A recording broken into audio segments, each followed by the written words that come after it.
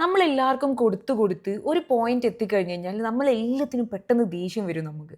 എന്നിട്ട് ചോദിക്കും നമുക്കെന്തിനാ ഇത്ര പെട്ടെന്ന് എല്ലാത്തിനും ദേഷ്യം വരുന്നതെന്ന്. കാരണം നിങ്ങൾ ആലോചിച്ച് നോക്കിയേ രാവിലെ എഴുന്നേൽക്കുന്ന സമയം തൊട്ട് നിങ്ങൾ ആലോചിക്കുന്നത് കുട്ടിക്ക് എന്ത് ചെയ്യണം, ഹസ്ബൻഡിന് എന്ത് ചെയ്യണം, വീട്ടിൽ എന്തൊക്കെ ചെയ്യാനുണ്ട്. ഈ കാര്യങ്ങളാണ്. എപ്പോഴും നിങ്ങൾക്കൊരു കാര്യം നിങ്ങൾ ചെയ്യാന്ന് പറയുന്നത് ഏറ്റവും ലാസ്റ്റ് ആയിരിക്കും. ഇത് ഒരു ദിവസമല്ലേ സംഭവിക്കുന്നത്. ഇതുപോലെ ഒരുപാട് ദിവസങ്ങളാ കടന്നു പോകുന്നത്.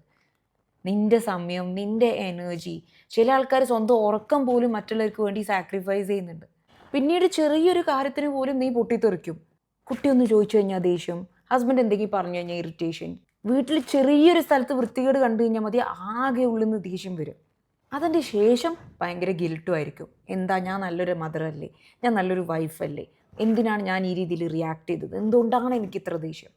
Listen to me very carefully. ഈ ദേഷ്യങ്ങൾ സ്വഭാവത്തിൻ്റെ പ്രശ്നമല്ല, നിങ്ങളൊരു മോശം ആളായതുകൊണ്ടുമല്ല. ഈ ദേഷ്യം സിംപ്ലി ഇൻഡിക്കേറ്റ് ചെയ്യുന്നത് എന്താ അറിയോ, എന്നെയും കൂടി കൺസിഡർ ചെയ്യണം, എനിക്ക് കുറച്ച് റെസ്റ്റ് വേണം, എന്നെ ഒന്ന് കെയർ ചെയ്യണം. അതാണ്. നമ്മുടെ ഉള്ളിൽ ഇല്ലാത്ത കാര്യം നമുക്ക് മറ്റൊരാൾക്ക് കൊടുക്കാൻ പറ്റില്ല. നിങ്ങളുടെ ഉള്ളിൽ ഒരു സമാധാനം നിങ്ങൾക്ക് ഇല്ലെങ്കിൽ ചുറ്റിലുള്ള ആൾക്കാർക്ക് സമാധാനം കൊടുക്കാൻ നിങ്ങളെ കൊണ്ട് പറ്റില്ല.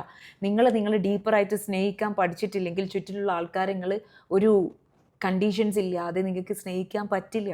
അതുകൊണ്ട് എപ്പോഴും ഓർക്കുക, നിങ്ങളെ ഫാമിലിക്ക് ചെയ്തു കൊടുക്കാൻ പറ്റിയ ഏറ്റവും ബെസ്റ്റ് ആയിട്ടുള്ള കാര്യം എന്താ അറിയോ, നിങ്ങളിൽ വർക്ക് ചെയ്യുക. നിങ്ങളുടെ കപ്പ് നിങ്ങൾ ഫില്ല് ചെയ്യുക. If you are ready to work on yourself and fill your own cup, I will teach you how to make it happen. Come and attend my free workshop. Comment W below and I'll provide the registration link with you.